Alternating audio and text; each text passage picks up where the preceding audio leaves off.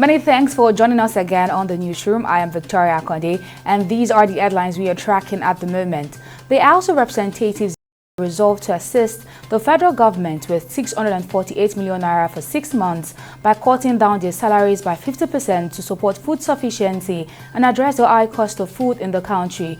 However, reacting to this development, the Nigeria Labour Congress (NLC) and the civil society organizations such as Action Aid in a swift said the problem was not with the salaries of members of the House of Representatives, but their allowances, suggesting the bogus allowances be slashed by half to make meaningful impact in their support efforts.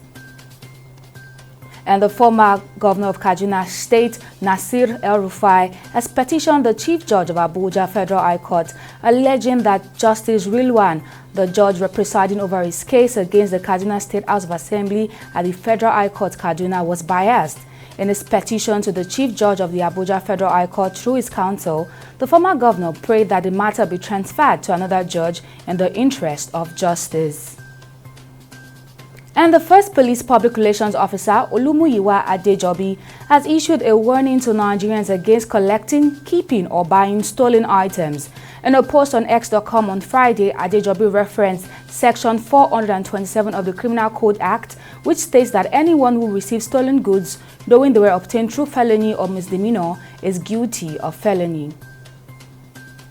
And in swift response to the Chief of Defense Staff's directive to curb illegal oil refining in the Niger Delta, the Joint Task Force South-South Operations Delta State, led by Rear Admiral John Okeke, has commenced a tour of identified flashpoints. On Thursday, John Okeke and his team raided communities in Abia, Rivers State, uncovering large-scale illegal refining activities following intelligence reports.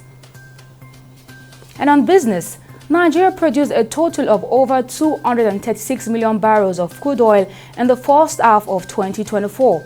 Data obtained by newsmen from the Nigerian Upstream Petroleum Regulatory Commission confirmed that 44.2 million barrels of crude oil were produced in January, while the country pumped 38.3 million barrels of oil in February.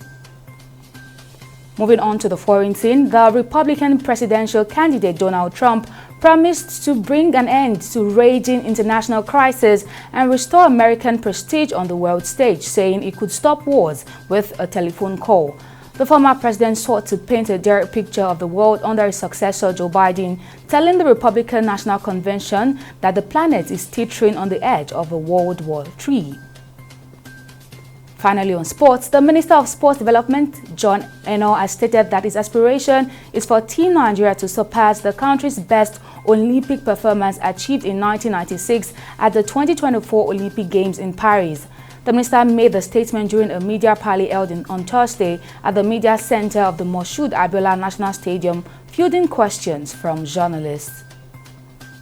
And these are the headlines making the rounds at this time. Join us again at the top of the hour for more stories. I am Victoria Akonde. See you next time.